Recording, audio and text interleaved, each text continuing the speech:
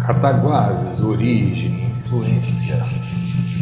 Durante os séculos XVI e XVII, devido à colonização portuguesa, diversos grupos de indígenas transmigraram para dentro dos campos brasileiros, dispersando-se do litoral no intuito de fugirem da intolerância dos colonizadores.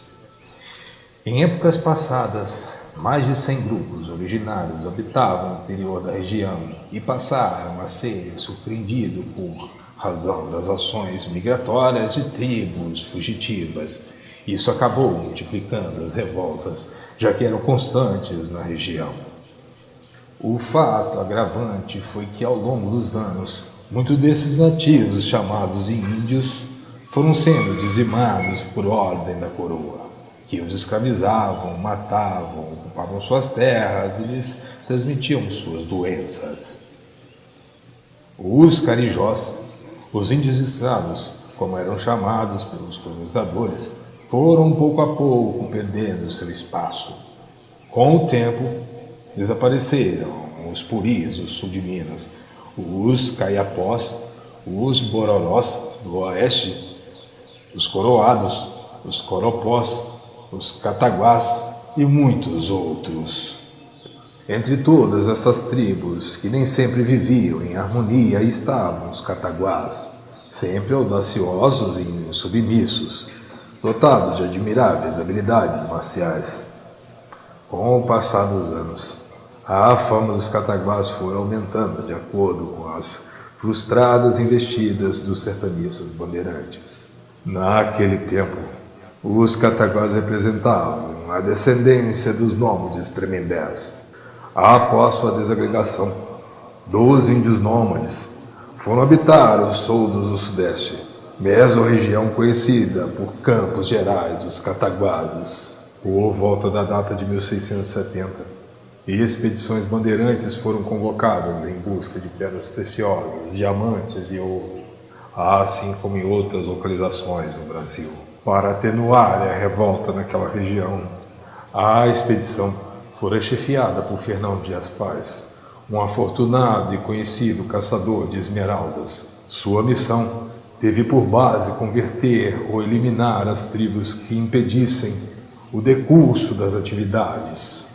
No caminho permaneceram os irresistíveis cataguases, sendo necessário a convocação do veterano Lourenço Castanho Taques, primeiro descobridor das minas de ouro, para que com seu apoio de mais de 600 capatazes trucidassem toda a tribo dos cataguases. A coroa, para abrandar o acontecimento, tratou de encaminhar diligências para acalmar a oposição e reconciliar os outros nativos.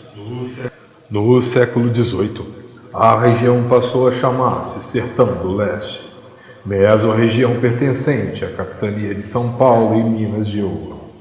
Definição designada pelos paulistas durante o quartel das incursões bandeirantes, às margens do rio Pombo e pelas inexploradas selvas, apontadas como áreas perigosas por serem compostas por índios de várias orientações.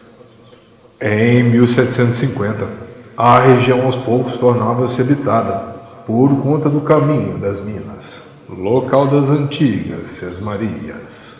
Em 1757, após mais algumas expedições fracassadas, o capitão Francisco Pires Farrinho conseguiu se aproximar dos índios coroados e coropós que habitavam a região do rio Pomba, desenvolvendo um relacionamento cada vez menos violento entre brancos e índios.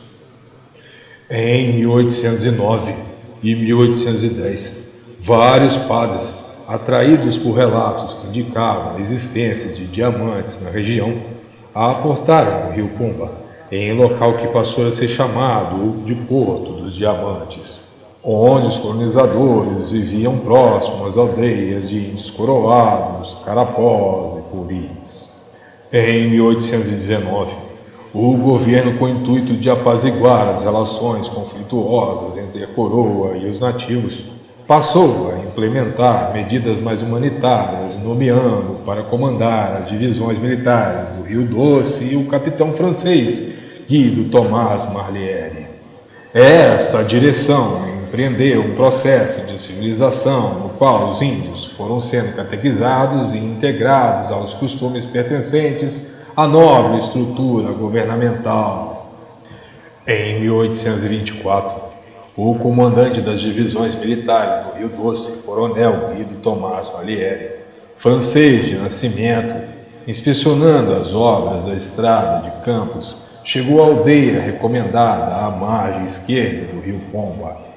Em 1826, Marielle recebe a oferta de terras do sargento Henrique de Azevedo para a construção de uma igreja dedicada a Santa Rita de Cássia e a imediata fundação de um povoado, surgindo assim, em 1841, o Curato de Santa Rita do Meia Pataca, devido à extração de uma quantia irrisória de ouro nas cercanias do Córrego das Lavras.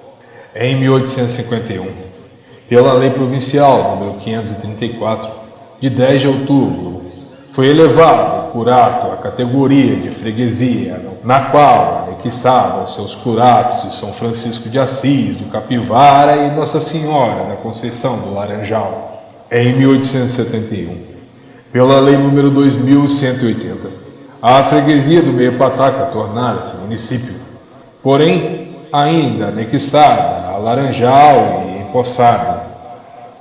Um pouco mais tarde, em 7 de setembro de 1877, o município do Meia Pataca tornava-se independente, passando a ser chamado por Cataguases, em legítima homenagem aos antigos índios cataguás.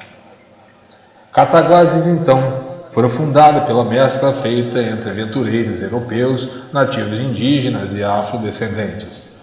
Cada um, a seu modo, contribuiu e conduziu a cidade, transformando aldeias e lares em uma das cidades mais modernistas do país. Depois da sua inauguração, serviu para o desenvolvimento pecuário, de fluência de minério bauxita, além de ponto para escoamento cafeeiro.